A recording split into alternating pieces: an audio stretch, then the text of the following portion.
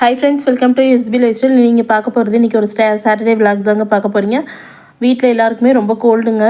எவ்வளோ tablet syrup குடித்தாலுமே கொஞ்சம் gold கேட்க மாட்டேங்குது. அதான் அம்மா சொன்னாங்க நண்டு எடுத்து வச்சு சாப்பிட்டு பாருங்கள், கொஞ்சம் நல்லாயிருக்கும் அப்படின்னு சொன்னாங்க. சரி, அதனால் இன்றைக்கி நண்டு எடுத்துடலாம் அப்படின்னு சொல்லி எடுத்தேங்க. வாங்க இது எப்படி செய்யுதுன்னு பார்க்கலாம். இப்போ நண்டு கிரேவிக்கு பார்த்திங்கன்னா நான் 1.5 ஸ்பூன் மிளகு, 1 ஸ்பூன் ஜீரகம், அப்புறமேட்டு பார்த்திங்கன்னா 10 பல் பூண்டு எடுத்திருக்கேன்.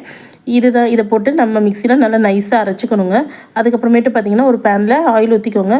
ஆயில் ஊற்றி ஆயில் ஹீட் ஆனதுக்கப்புறமேட்டு இதில் பார்த்திங்கன்னா நான் ஒரு பெரிய வெங்காயம் கட் பண்ணி வச்சுருக்கேன். அதுக்கு தேவையான உப்பும் போட்டிருக்கேன். டிஷ்ஷுக்கு தேவையான உப்பே போட்டு நல்லா வதக்கிக்கோங்க. நல்லா வதங்கினதுக்கப்புறமேட்டு இதில் நான் 2 தக்காளியாக அரைச்சி வச்சுருக்கேங்க.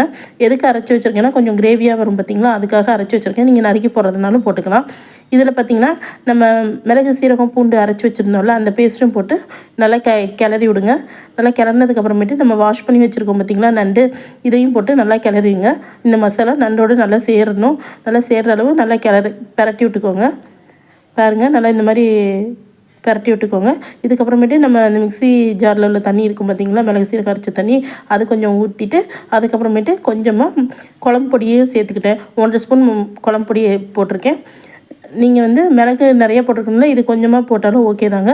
அதுக்கப்புறமேட்டு கொஞ்சம் தண்ணி நான் கிரேவியாக வைக்கிறதுக்காக கொஞ்சமாக ஊற்றிருக்கேன். நீங்கள் குழம்பு மாதிரி வைக்கிறதா இருந்தால் கூட கொஞ்சம் தண்ணி ஊற்றிக்கோங்க. பாருங்கள், நல்லா நண்டு வெந்து வரும். இந்த வேகும் போதே பார்த்திங்கன்னா வீடு ஃபுல்லாக நல்ல மணமாக இருக்கும். அந்த மிளகு சீரகம் நண்டு வாசம் எல்லாமே பார்த்திங்கன்னா வீடு ஃபுல்லாகவே நல்லா மணமாக வரும். நான் இன்னும் கொஞ்சம் ட்ரையாக இருக்கட்டும் அப்படின்னு சொல்கிறதுக்காக இன்னும் ஒரு 3 மினிட்ஸ் வச்சுருந்தேன். பாருங்கள் எவ்வளோ சூப்பராக வந்திருக்குன்னு. ரொம்ப நல்லாயிருக்குங்க. இது வீட்டில் கண்டிப்பாக நீங்கள் ட்ரை பண்ணி பாருங்கள். பசங்களுக்கு நண்டு சாப்பிட மாட்டேங்கிறாங்கனாலும் இந்த கிரேவியை கொடுத்து பாருங்கள். நல்லா இந்த கோல்டு நல்லா ரிலீஃப் ஆகும். ரொம்ப டேஸ்ட்டாகவும் இருக்கும்.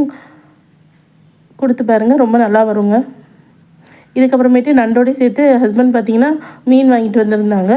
சரி, அதை குழம்பு வச்சிடலாம் அப்படின்னு சொல்லிட்டு மீன் குழம்பு வைக்கிறதுக்கு நான் எல்லாமே ரெடி பண்ணிகிட்டு இருந்தேன். மீன் குழம்பு பார்த்திங்கன்னா சரி நம்ம அடுத்த நாள் வச்சுக்கலாம் அப்படின்னு சொல்லிட்டு மீன் குழம்பு மொதல் நாளே வச்சுட்டேன்.